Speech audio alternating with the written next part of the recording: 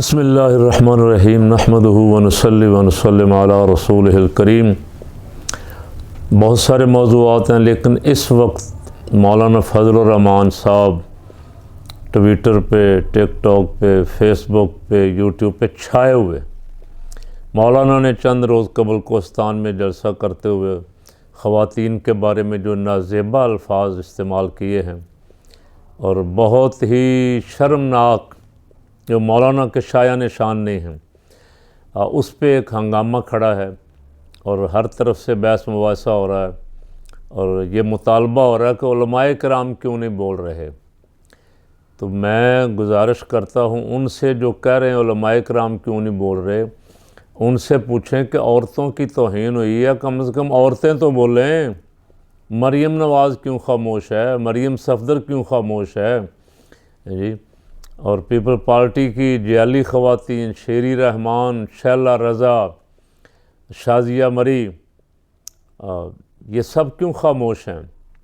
یہ تو بڑی عورتوں کے حقوق کی چیمپئن ہیں۔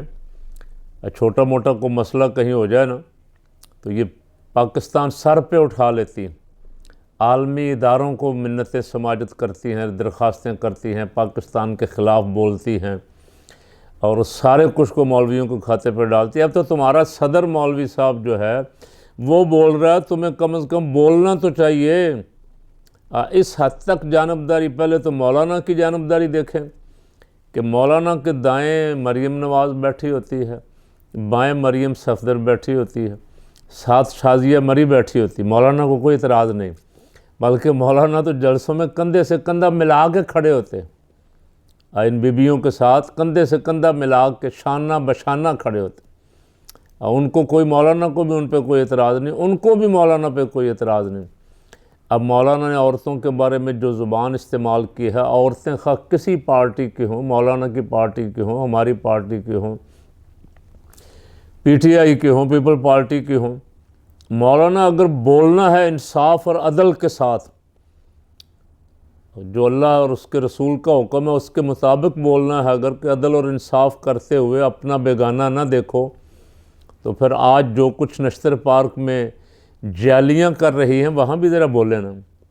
وہاں تو آپ کی زبان جلتی ہے، وہاں بولیں گے تو وہ کان سے پکڑ کے صدارت کی کرسی سے فارغ کر دیں گے اور گورنری بھی جائے گی اور بیٹے کی وزارت بھی جائے گی۔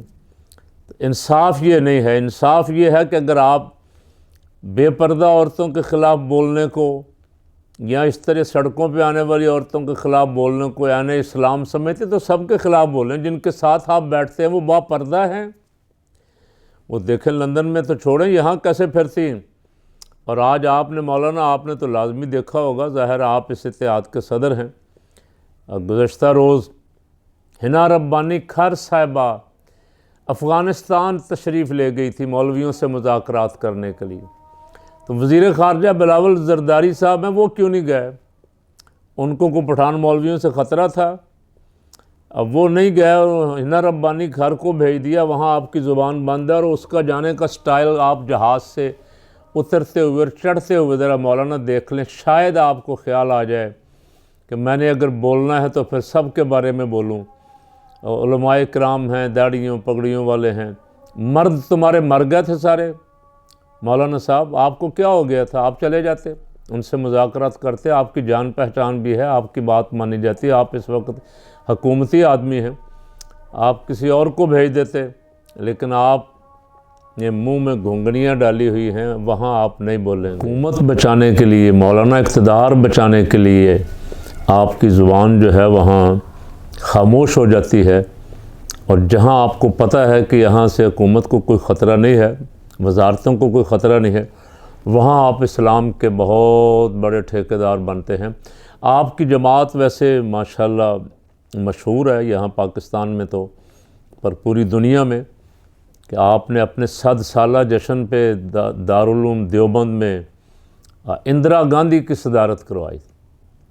اندرا گاندھی کے قدموں میں آپ، اتفاق یہ ہے کہ سٹیج اس طرح کا تھا جیسے سٹیڈیم ہوتے ہیں نا، جیسے الحمرہ وغیرہ، اوپر پھر نیچے سیڑھیاں، پھر نیچے نشستیں۔ اندرا گاندھی کو اوپر بٹھایا اور آپ نیچے بیٹھ کے خوش ہو رہے تھے، اس کی تعریفوں کے پل باندھ رہے تھے، مولانا آپ سے بہتر کون جانتا ہے، قرآن پاک میں ارشاد فرمایا کہ مومن مرد خواہ غلام ہو اور وہ مشرک سے 1000 درجہ بہتر ہے، اور مومنہ عورت خواہ باندی ہو وہ مشرکہ عورت سے 1000 درجہ بہتر ہے۔ قرآن پاک میں اللہ رب العالمین نے ارشاد فرمایا۔